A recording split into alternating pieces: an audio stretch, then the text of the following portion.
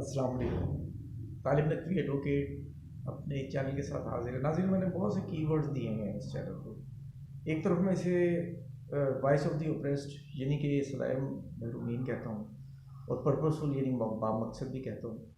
तो ये और एक दूसरा नाम जो है वो है कसीरुल मकासिद या मल्टीपर्पज़।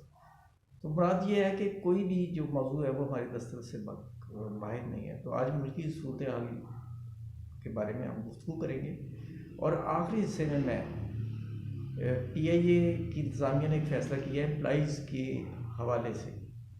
आखिर में 1-2 मिनट में उसमें दूँगा। तो आइए वीडियो का आगाज़ कीजिए।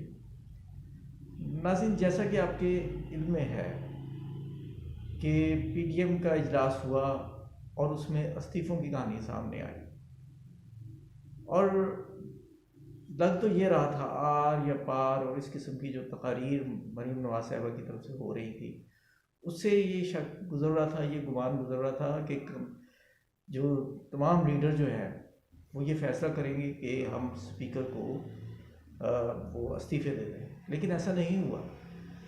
ये इस्तीफ़े कहाँ गए?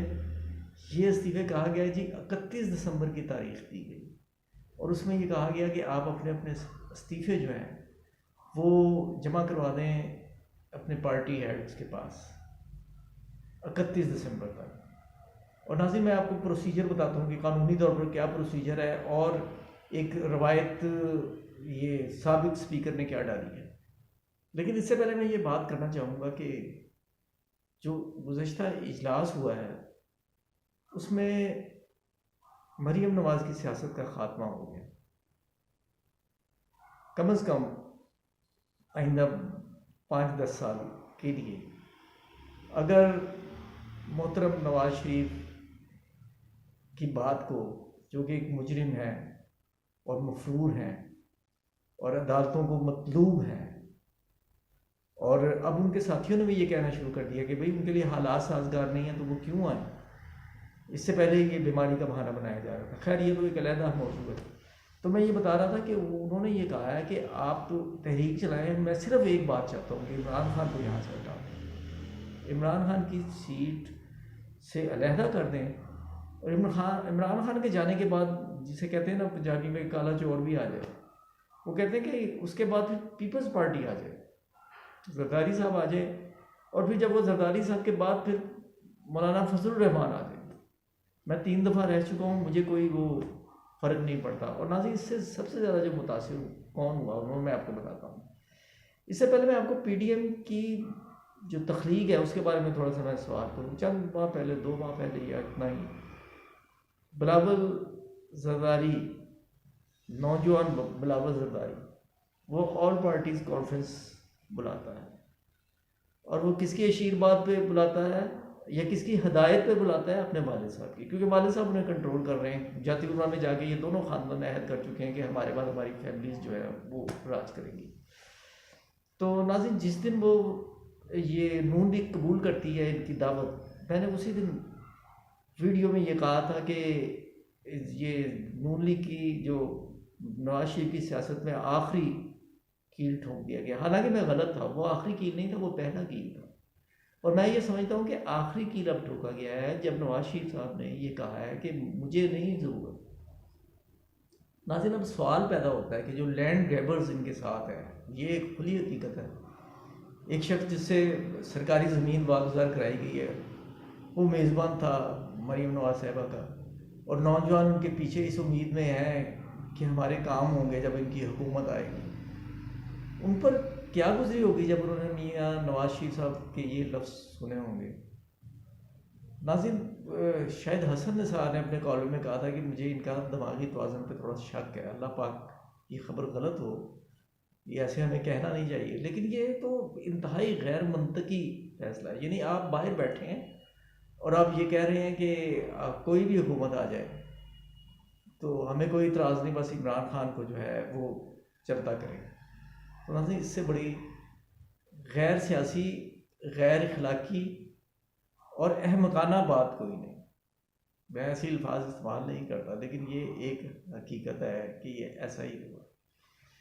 अब फैसला क्या हुआ कि जी इस्तीफ़े जो है ना वो जाएंगे पार्टी हेड्स के पास। नाज़रीन, इस्तीफ़े का ये मामला होता है कि इस्तीफ़ा जो है वो स्पीकर को दिया जाता है, सूबाई असम्बली का हो या कौमी असम्बली का।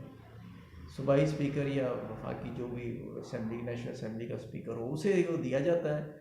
उसके बाद वो उस पर गौर खौस करता है और उसके बाद फिर वो ये इख्तियार रखता है कि वो ये अपनी तौर पर ये सेटिस्फाई अपने आप को करे कि क्या ये किसी दबाव या किसी लालच या किसी और हवाले से तो नहीं ये इस्तीफ़ा दिया गया, डर के तो नहीं दिया गया, किसी की मोहब्बत में तो नहीं दिया गया। जो एक कॉन्ट्रैक्ट एक्ट में अगर आपने किसी ने पढ़ा हो, उसमें भी कुछ कंडीशंस हैं कि इंसान क्या कॉन्ट्रैक्ट, लेकिन ये कॉन्ट्रैक्ट का मामला तो नहीं है।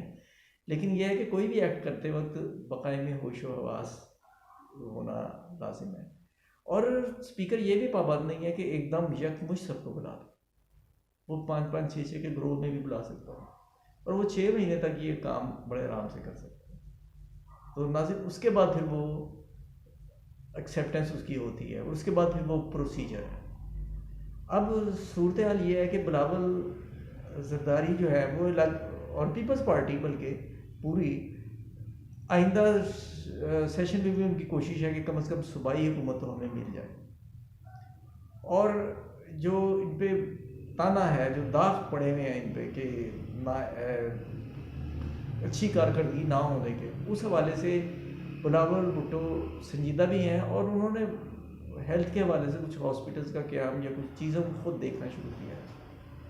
क्या वो ये तो पसंद करेंगे कि हमारे सूबाई असम्बली के अरकान आधी मुद्दत के बाद जो है ना वो काम ना कर सकें और इस्तीफ़े दे के घर जाएँ और फिर दोबारा वो किस मुँह से आवाम के पास जाएंगे? और इस हवाले से इंतहाई खलफशार हुआ है। ज़ाहिर है एक से ज़्यादा जमातों का इज़्तिहाम हो तो फिर इसी तरह ही होगा।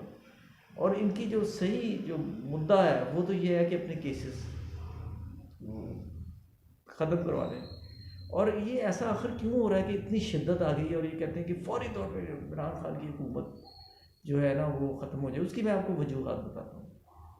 पहली वजह तो ये है नाज़रीन कि लाख खूबसूरत अल्फाज में कोई तरदीद करे, हुकूमत कुछ थोड़ा सा संभल रही है, एक्सपोर्ट बढ़ गई और ज़र मुबादला भी आज की रिपोर्ट है बहुत हौसला अफजा है, रिकॉर्ड है। और इसके अलावा महंगाई कोई माने या ना माने, महंगाई में कमी हो रही है, वो खातिर खा नहीं, लेकिन स्लोली एंड ग्रेजुअली महंगाई में कमी होने का सिलसिला भी जारी है। नाज़रीन, अगर आम आदमी से आप पूछेंगे जी ये इमरान खान के बारे में क्या राय है, तो वो बेलाग का थोड़ा ये करेगा कि जी आपको क्या मसला है इसमें, कहते जी महंगाई के अलावा सानू कोई मसला नहीं। और नाज़रीन, मेरा एक अपना सर्वे है, मैं एक जनरली लोगों की ओपिनियन लेने का आदी हूँ, उसमें कोई तखसीस नहीं है कि वो बहुत वेल प्रिविलेज्ड लोग हों या आम सादा से लोग हों, तो वो चाहे नवाज शरीफ के हामी ही क्यों ना हो, तो वो ये ज़रूर कहते हैं कि अच्छा फिर कौमी ख़जाने च ले आओ, फिर कदों इन्होंने पैसे इन्होंने कदों लै रहे हो। तो अवाम ये बाखबर है, ऐसी बात नहीं है।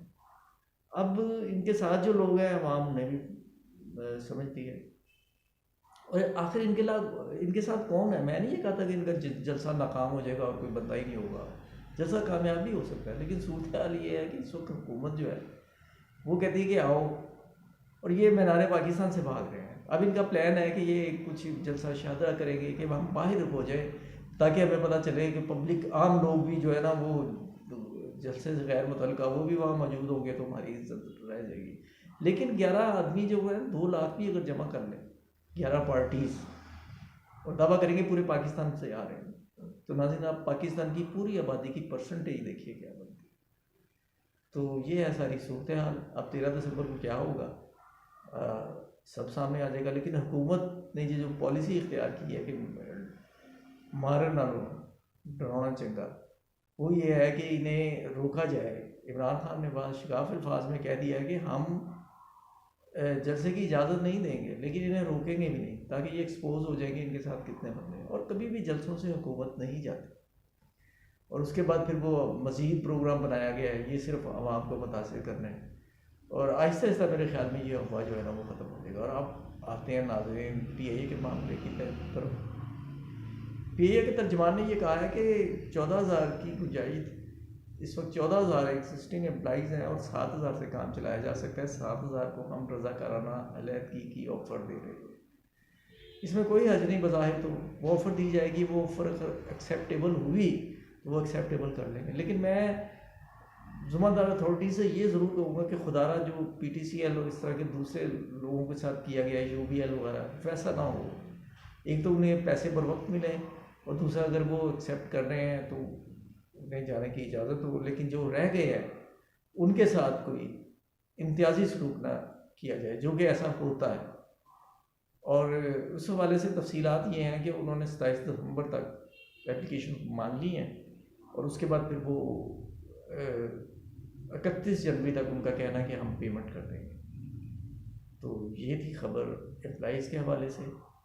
तो अगर आपने सब्सक्राइब नहीं किया, ये रवायती जुमला मैं ज़रूर बोलूँगा, तो आप सब्सक्राइब करके बेल आइकन को क्लिक करते हैं और देखते रहें voice of the oppressed channel. अस्सलाम वालेकुम।